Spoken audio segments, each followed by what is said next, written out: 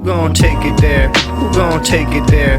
Who gon' take it there? Who gon' take it there? Electricity, electricity, electricity, electricity. You know what's in the air. You know what's in the air. You know what's in the air. You know what's in the air. It's possibility. It's possibility. It's possibility. It's possibility. Alright, so Kyle Kulinski and Asmongold have gotten into a back and forth. If you don't know, Kyle Kulinski is the owner and main commentator at Secular Talk, which really is just his outfit. He's had a left-wing media operation, independent operation for quite a long time. It's always been just him, I believe. He puts out a ton of content. At this point, he's one of the leading voices when it comes to the left, sort of in the YouTube online space. And Asmongold, same thing. He's bigger than Kyle is. I believe he has 4 million subscribers on YouTube. Kyle has 2 million, but Asmongold actually comes from the Twitch space where he also has a huge audience. And I believe that the YouTube thing was really just kind of a byproduct of his Twitch channel. He just reposts content from Twitch on YouTube, but has gained a lot of dominance in the YouTube space doing that. And he mostly comes from the typical streamer background of just like playing video games to an audience. But Asmongold is particularly disgusting. He's known for not showering. He's known for not cleaning his house and having dead animals around him in it, and just sort of living a disgusting life on stream, not being able to drink water without cringing and gagging, making an argument recently that it's better for him to not shower because it creates a protective film on his skin, pleasant things like that. So that to me is what makes him kind of puzzling as a content creator. I mean, I can understand why you would look at that and cringe at it, but I don't understand why you would go to that person for your political commentary. And so as of recently, he has started doing that and gained a lot of traction in the political space by just doing right-wing reactionary content and, you know, jumping on every narrative like that, filling a similar space to Nick Fuentes. Although this guy, while he certainly has the capacity to lie, and I believe is quite dishonest with his audience, he also, I think, genuinely is too dumb to know how right-wing he is. And so I think he's one of these guys who kind of pretends to be in the center, or I'm just I'm just looking at it objectively, man. And he's not, he's full of shit, and that gets proven in this dispute with him and Kyle Kulinski. So real quick, I'll play what Kyle originally said, then Asmongold's response to it, and then we'll get into a little bit of the back and forth since then. Like, oh, it's not that big of a deal, it doesn't matter that much, who cares? And I think that that has radicalized a lot of people. And I'll view that, and we can contrast this now with, do you remember whenever they had all those text message leaks and it was all those young Republican people talking about how much they liked Hitler? And nobody really cared about that anymore. And the reason why, it's because left-wing people have established basically a standard, and now right-wing people are living up to it. He flipped the truth exactly on its head. Also, making it seem like,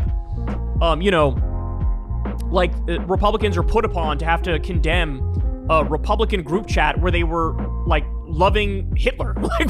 Like, that should be easy. That should be a low fucking bar, bro. But to them, it's not. You have all these conservatives that are saying this crazy stuff, and there's never a point of moral authority that, you know, any liberal can have when you're the one justifying, you know, shutting down a college, or you're the one justifying being violent to an officer, or you're the one justifying, destroying property, somebody's car, or something like that. They all got blacklisted and fired from their jobs. Yes, but I understand that structurally, but that doesn't matter. It doesn't matter what happened to them. What matters is how the public perceives it. And I think that this is continuing to become the case. I think that any conservative at this point should totally stop purity testing, because left-wing people don't purity test themselves. And if... Oh my God. The extent to which this guy has no fucking idea what he's talking about, it's like he just got into politics 7 seconds ago. Like, literally just 7 seconds ago, he was like, politics, what's that? I have opinions on it. What is this? Apparently, according to Asmongold, it's not the people who have literally built concentration camps and sent people there with no due process. They're not the problem. The problem is how uncivil the Democrats are. The uncivil Democrats are radicalizing the Republicans. It's not the other way around. It's not that it's the Republicans radicalizing the Democrats, finally, to fucking wake up and take this fascist threat seriously and fucking do the right things. Fight back against Trump, all of his illegal wars and all of his fucking insane immigration policy. No, it's not that. Can't be that, of course. No, there's nothing to do with it. And we're the fucking problem? Yes. I can't with guys like this. It's just... You can't because engaging with the reality of what's being said is so obviously against you that you don't want to admit it. It's very obvious that the Democrats have been the massively violent ones. And if you look at all of these studies, by the way, that were conducted, these studies don't show a massive rise in violence that happened in 2020. They don't show the massive rises in violence that happened during the Tesla bombings, for example. And the reason why is because all of these studies are biased. But any reasonable person who just looks at the news can clearly see that every single time that there is anything violent, besides maybe January 6th and maybe one or two other times, the majority of mass violence and mass hysteria is done by Democrats. It is. It's done by leftist people. Whether it is the Tesla attacks, BLM, or these ICE protests. These are all left-wing things that are happening across the entire country, and they are justified, rationalized, and considered okay by so many liberals, and that's a huge problem. Antifa, yeah, it's another one. Or the assassinations, exactly. You see it's not violence because it's justice? Yes. Mind you, we're talking about current events. Yes, exactly. I'm sure that you can come up with bad things that right-wing people have done in the past too. Of course you can. But I think overwhelmingly in the past 5 years, or especially since Trump became the president, really, which is the frame of reference that we're really using here, overwhelmingly, it's been Democrats. Overwhelmingly leftists. It's not. All right, yeah. So before we get to breaking down both of these arguments, there's been a little bit more said since then. Not too much, mostly just on Twitter. And it seems like as of now, neither of these guys has responded on YouTube, although they probably will. Probably by today, Asmongold and Kyle Kulinski will post more about this. But Kyle said on Twitter that, pointed out that Asmongold is essentially saying that if you don't look at the data and studies, my argument is correct. And he did this other thing, making fun of how disgusting Asmongold is. Asmongold responds, trying to keep it kind of unbothered, which, dude, the reality is that's gone at this point. Kyle is smaller than you as a content creator, but you've already responded. You've already engaged with him. And so, in the political space, it's like you guys have differing arguments. So it's the only thing that makes sense is to hash it out. You can't really act like you're above it at this point. So I expect that he'll have more to say about it. As far as these arguments go, so what Asmongold is saying in the original clip that Kyle is responding to is that Republicans should not purity test themselves, referring to the chat logs that got leaked where they were joking about Hitler and gas chambers and all kinds of racist stuff. And Asmongold is making the argument that it's bullshit to worry about that when, Democrats are the ones who are committing all of the sort of social contract offenses, saying horrible things about Republicans, causing mass disturbances, etc. In other words, that liberals, Democrats don't purity test each other when it comes to what's being said, what they do, and so therefore Republicans shouldn't do it either. So Kyle is correctly responding to that it's a ridiculous argument, and obviously it's stupid to say that leftists and liberals do not purity test. It's one of the main things that is annoying about being on the left, is that everybody has a different criteria for what they find acceptable, and it's an endless conversation. So to use that word shows the lack of context that he has when talking about this, and that's why Kyle reacts the way that he does. And as far as the argument goes, it seems to me that this is another example of two people on the exact opposite sides who seem to have the same perception. They're saying the same thing about one another. And I'm not saying that Kyle is objectively correct in this instance, but there is a weird problem that you run into where you do what I'm doing, where you're looking at these different things and you see two people that are saying the exact same thing from opposite sides, and you know which one you agree with. But the problem is, how do you cut through this muck of the fact that both people are accusing each other of the same thing? It's a bizarre place to be in. And the only way to do it really is to push through the way Kyle's doing and just assert your version of reality. And unfortunately, I think that the reactionary, less attached to facts version of reality has only been gaining momentum since Trump came into office. And so that's a major problem that we're dealing with here. And that has created the environment where a guy like Asmongold can suddenly gain an audience in politics, because he doesn't actually have to know much about it. He does not have to have any type of rigor in terms of his arguments and how he comes about coming to these conclusions, doesn't have to cite anything, doesn't have to point to anything. All he has to do is gesture at the idea that any reasonable person who reads the news and looks at what's going on is going to see that all the violence comes from Democrats, not the right. That's just objectively the truth. And he's saying the reason that the studies that show the opposite of what he's saying are biased is because they're not taking into account what he views as instances of mass violence as spikes in their data. So he's revealing his own bias by saying that. But I also do want to be clear about what he's saying. He's saying that when it comes to like mass violent events, that's what he's saying about BLM or protests against ICE or whatever. He's saying that instances of mass violence, against police and stuff like that, are where Democrats dominate. And so he's actually not specifically talking about the type of stochastic terror events that we've seen from the right consistently over the last several years, and accelerating ever since Trump came into the public conversation. So that is an important distinction to make about what he's saying here, and because it's a different argument to contend with. Because he's saying that this data that shows that right-wing people have committed more political violence in America can't be accurate because in an instance like BLM, you had all this mass political violence happening, and that's not getting counted in this data, so that makes it biased. Except that's exactly where Asmongold has this completely fucked up, because what he views as an instance of mass violence, because of the information that he's getting through sources like Fox News and sources on the right, the type of idiot commentators I'm sure he's been listening to for the last several years, they will tell you that when BLM happens, what you're having is an instance of mass violence.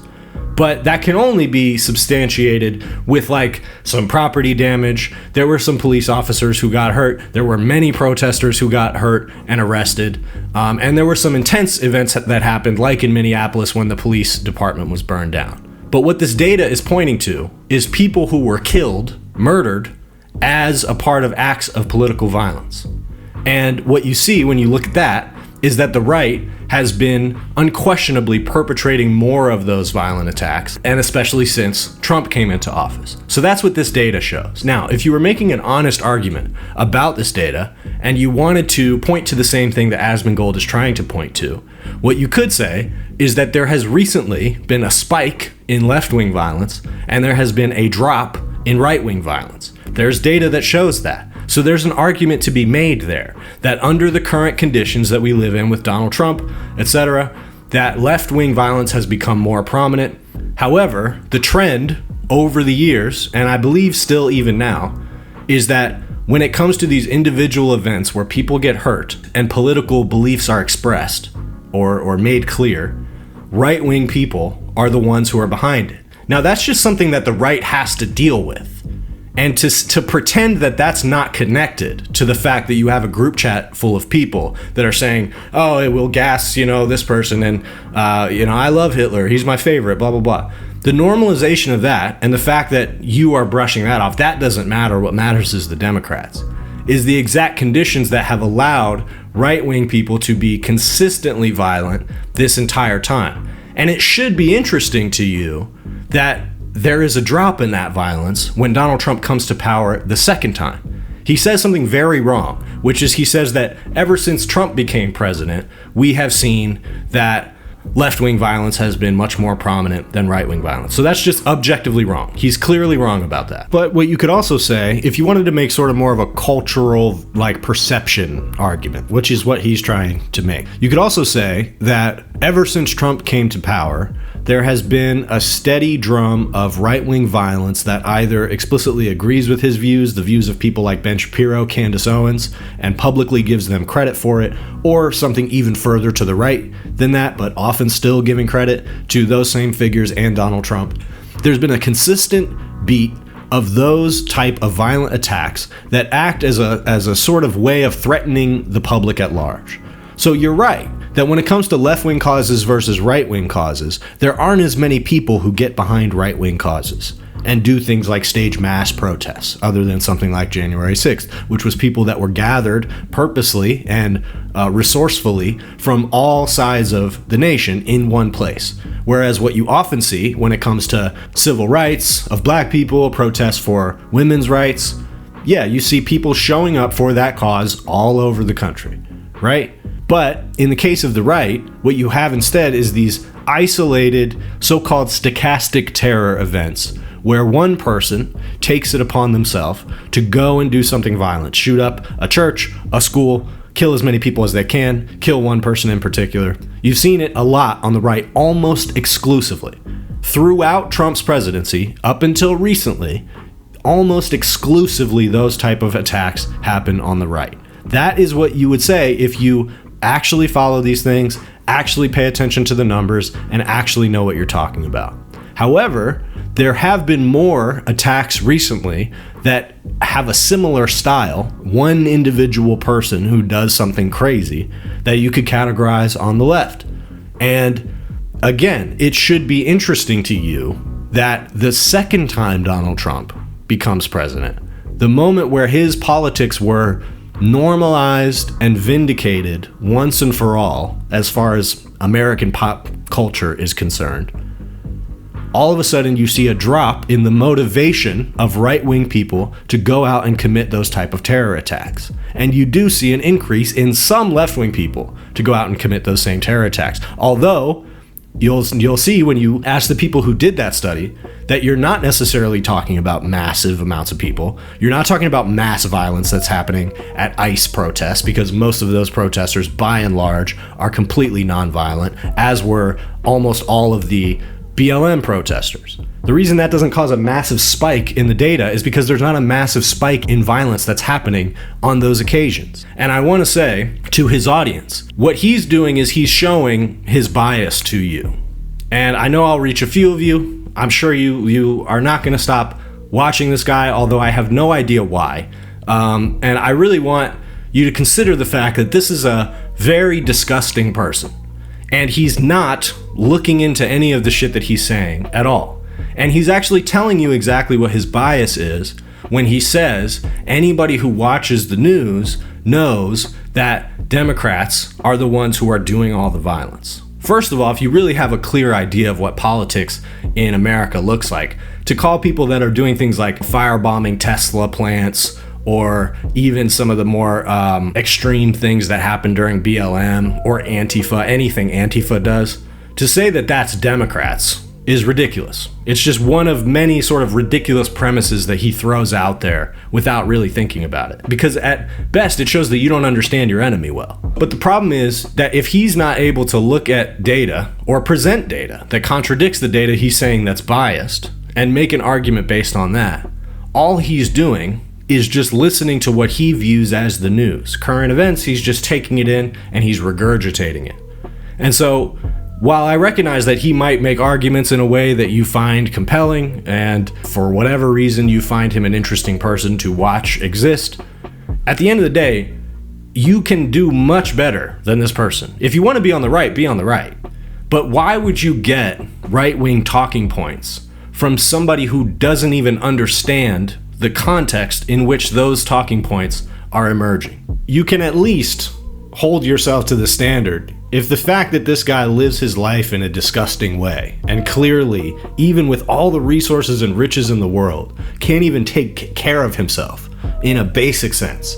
The fact that you would get your ideas about the world from that guy, put that aside. You deserve to listen to somebody who's actually honest with you about what they believe and where they're coming from, and knows enough about the subject to know where they're coming from. The thing about Kyle Kulinski, whether you like him or not, Kyle will tell you what his bias is. He's on the left. I will tell you what my bias is. I'm on the left. I have no problem with that. And I'm not going to pretend that I'm in the middle in order to be some kind of third-party observer. There are some people who genuinely are, but they don't say the type of shit that Asmongold says. And he's letting you know what his bias is, specifically when he says, anybody who watches the news will know that this data is biased. That is a dumb guy thing to say, because he's letting you know that his news that he is reading is giving him the opposite narrative, even though that's not supported by the data, and he doesn't have any data to support it. So he'll probably come out and say something about it today. I hope he presents a better argument than the ones he's been presenting, and also he should debate Kyle Kulinski. You guys should debate.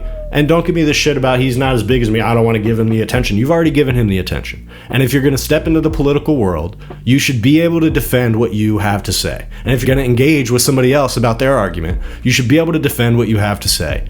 That's the bare minimum of doing what you're doing. And so if you can't meet that standard, then you should just go back to doing what you're doing. It was already working before. You don't need the right-wing grift, and you smell really bad, so we would all prefer for you to not be in our space. Pressure getting pressed, do you feel it now? What even happens next, I don't really know. Voice carries less, can you hear me now? Soon as I get blessed, time's running out. Pressure getting pressed. Pressure getting pressed. Feel the pressure getting pressed. Yeah. Pressure, do you feel it now? I'm just saying this.